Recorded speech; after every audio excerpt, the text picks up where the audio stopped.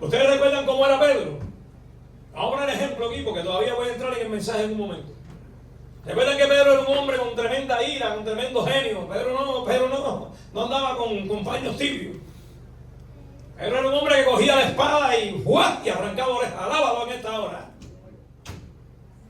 Pero yo un día estuve predicando aquí sobre el templo de la Hermosa y estaba compartiendo con ustedes que como un hombre manso, pasivo, como Juan, que dice la palabra del Señor, que recostaba la cabeza en el pecho del Señor, podía andar con un hombre tan violento como Pedro. Y hay una enseñanza en esto. El problema es que después del día de Pentecostés, que tuvieron un encuentro con el Señor, hubo un cambio. Por eso es que el hombre pasivo y el hombre violento pueden andar juntos, porque después de ese día Pedro fue otra persona. ¿Cuánto alaban la gloria del Señor? ¿Cuánto están entendiendo? El pasivo puede andar con el soberbio, porque después que el soberbio tiene un encuentro del día de Pentecostés, hay un cambio. Por eso es que hay un cambio, por eso es que la gente tiene un cambio y las personas se dan cuenta porque dicen, ya este hombre no es el mismo porque está yendo a la iglesia. Dios lo cambió, lo transformó, es distinto. ¿Recuerda Pedro? Que cogió y le arrancó la oreja a un hombre llamado Marcos. Y Jesús le dijo, guarda la espada, yo no necesito eso. Pero con todo eso le arrancó la oreja. Porque el violento no cree que tú le digas una cosa, te va para encima. Ahora, el que escribió esto, o vamos a hablar de otro hombre llamado Pablo, que vamos ahorita a caer en un tema tremendo, porque estoy dando la vuelta a esto. Cuando usted estudia la vida de Pablo era un hombre que era tremendo. Pablo estuvo allí en la muerte de Esteban, el primer mártir cristiano. Y Pablo, a partir del capítulo 7 de los Hechos, a partir del versículo 50, usted ve un hombre persiguiendo a la iglesia, entrando a las casas y sacando a los cristianos. ¿Qué pasó con esto? Porque le bajó un poco él. Pero bueno, se me oye bien. Entrando a las casas y sacando a los cristianos, gozándose de la catástrofe que le decían a los cristianos. Busquen en Hechos capítulo 7 para que vean lo que le estoy diciendo a partir del versículo 50. Y a partir de Hechos 9, Pablo tiene un encuentro con el Señor, que dice la Biblia que pidió carta, iba rumbo a Damasco para perseguir y matar a cristianos. Y tiene un encuentro con el Señor que dice la Biblia que cae al suelo. No sé si iba en un caballo, en un burro, lo que sea, cayó al suelo. Un tipo de derribamiento de lo que pasa a los pentecostales que la gente critica. ¿Cómo se derribaron? Hay que tener un encuentro con el Señor. Después de ese día, que Pablo cae ciego 3 días. Después de ese día Pablo cambió, fue transformado, fue cambiado. ¿Cuánto alaba la gloria del Señor? Fue cambiado totalmente. Hay que tener un encuentro con el Señor. Si no hay un encuentro con Cristo, si tú no te dejas cambiar, si tú no necesitas, si tú no buscas un encuentro con el Señor, no hay cambio. Alábalo. Ahora, ¿por qué estás diciendo esto? Y la pregunta es esta: ¿pueden hombres con ese genio, con esa ira, con ese instinto de asesinato ser cambiados? ¿Pueden ser cambiados? Aquí lo estamos viendo en esta hora. Yo quiero ir al libro de Filemón. Y aquí voy a mensaje. Vamos a ir al libro de Filemón. Pablo está preso por primera vez en Roma. Y estando allí en Roma, llega un hombre a visitarlo, llamado Odesio. Escuchen esta historia. Estén atentos a lo que les voy a enseñar en esta hora, para que tú veas lo que es el amor cuando un hombre es cambiado, transformado. Ayúdame aquí, mi hermano.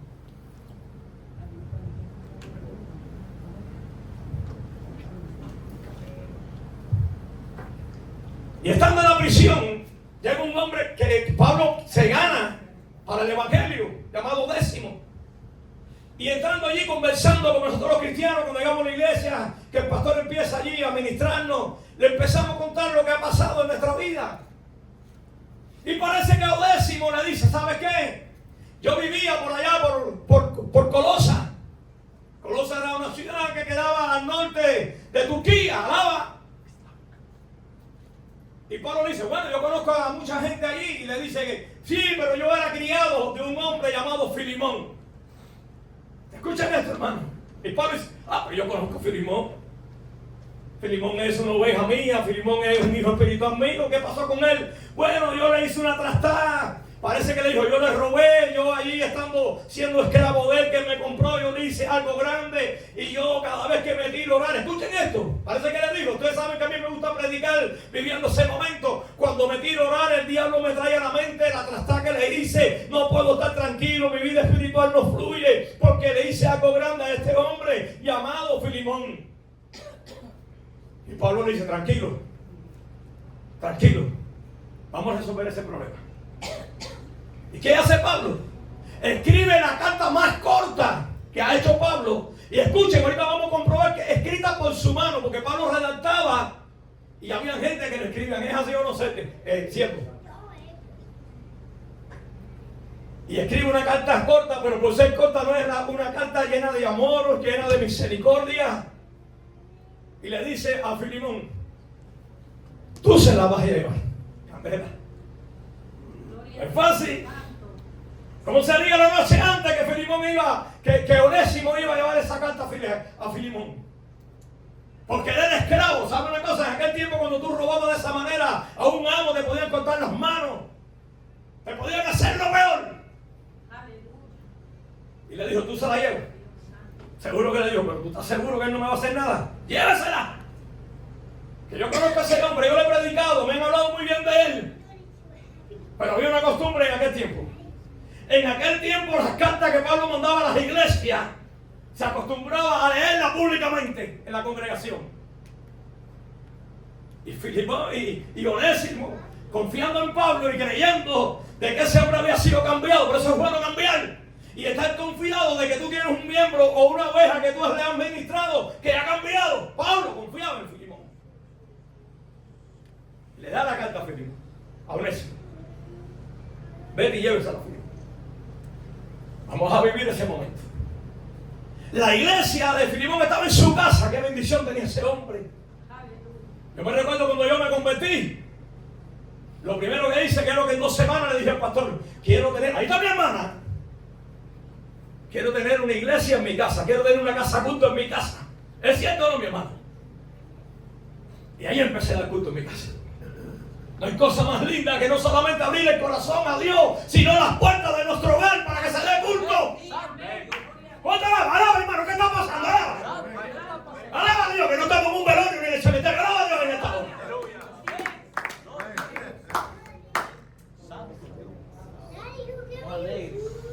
Amén. Aleluya. Siento la presencia del Señor. Amén. Y empecé a dar culto en mi casa y pregúntale cuántas veces llené la casa culto que allí donde ustedes saben que es un demonio aquel lugar y no se puede dar culto en las casas. Y yo llenaba. Y el pastor me decía, hay que vaciarla, déjeme llevar 17 hermanos por otro lado porque allí no puede estar. Y yo me la volví a llenar de nuevo. Pero mi vida cambió, mi hogar cambió. Aquella era una bendición tremenda. ¿Cuánto alaban su gloria? Amén.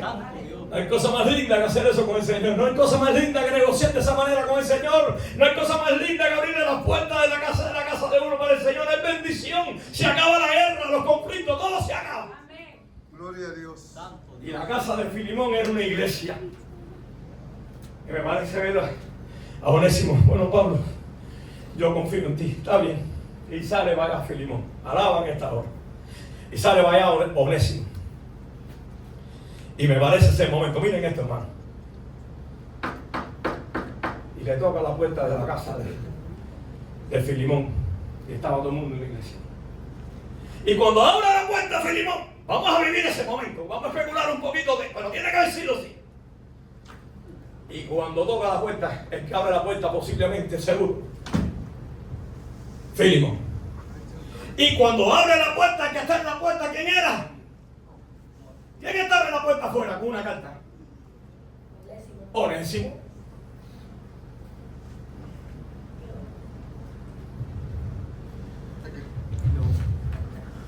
Estaba temblando.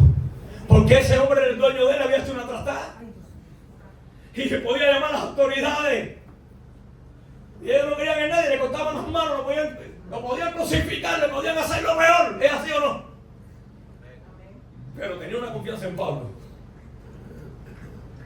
Y llegó y le dijo, estoy seguro que le dijo, temblando,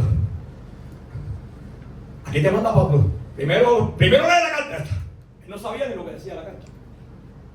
Qué confianza en un líder, ¿eh? Qué confianza en Dios primeramente, ¿eh? Qué confianza en la misericordia de Dios. Y me parece ver a Filimón. Pero la carta era leída en la congregación. ¿Y qué problema cuando los hermanos vieron? Porque a lo mejor le robó Filimón, pero a lo mejor le robó con un hermano, con una trastada, eso oía a alguien. Y cuando los hermanos vieron que ese hombre entró, como el día que yo entré a la iglesia mía, que lo he dicho aquí, mira quién llegó. Llegó el ladrón. Llegó lo peor. ¿Cómo es posible que el pastor lo dejó entrar? Bueno, se cuenta que el pastor era el hijo del pastor. Pero Filemón era un líder grande. ¿Pero qué dice? Se sentó en una esquina allí, ya tú sabes, los pies de una encimuela. Ya tú sabes cómo era aquello. Porque él era hombre. Él era humano, se sentía dolido. ¿Cuánto estrago lo habrá hecho? Perdió un criado que era útil, siéndole mandado, trabajando allí. Ese hombre fue afectado, hermanos.